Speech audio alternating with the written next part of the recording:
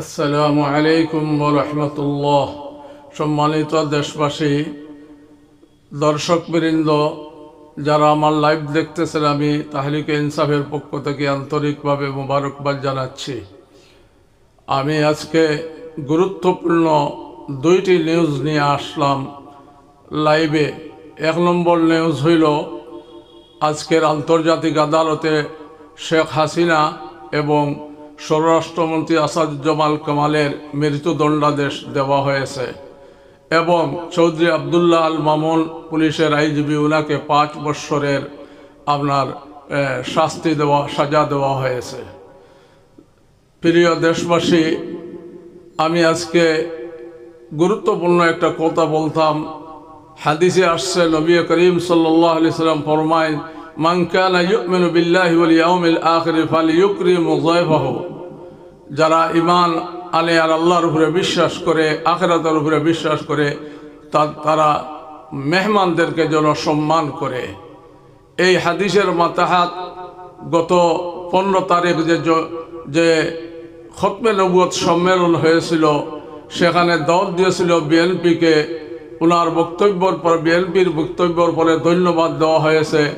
আর জামাতে ইসলামীর রফিকুল ইসলাম সাহেবকে ঘোষণা দেওয়ার পরই মঞ্চে ওনার দিকে তাড়িয়ে আসলেন জমিয়ত উলামা ইসলামের লোকজন। এই যে ওনাকে দাওয়াত দিয়ে আনিয়া অপমান করলেন, আর এই হাদিসের মাতাহাত আপনাদের কাছ থেকে শিক্ষা গ্রহণ করা আপনার ঠিক কিনা আপনারা বিবেচনা করবেন। আমি আন্তরিকভাবে অনুরোধ জানাইতেছি, আপনারা আমাদের মাথার তাজ, আপনারা মেহরবানি করিয়া এই হাদিসের আলোকে আপনারা এই জামাতে ইসলামীর কাছে মাফ চাইবেন, ক্ষমা প্রার্থনা করবেন, আর করিয়া জামাতের সাথে সমঝোতা করিয়া জামাতের সাথে আসবেন। আর না হয় জনগণ আপনাদের সম্পর্কে বিবেচনা করবে, কোন রায় দিবে, আপনাদের কি ভয়ঙ্কর পরিণতি হবে, এটা আপনারা অনুভব করেন। এই জন্য মেহরবানি করিয়া আপনারা, আমাদের জমিয়ত উলামা ইসলাম আমাদের মাথার তাজ, আপনারা এই যে অসম্মানী করছেন জামাতে ইসলামীর লোককে, আপনারা ওনার কাছে এবং সমস্ত জামাতে ইসলামীর কাছে ক্ষমা প্রার্থনা করেন।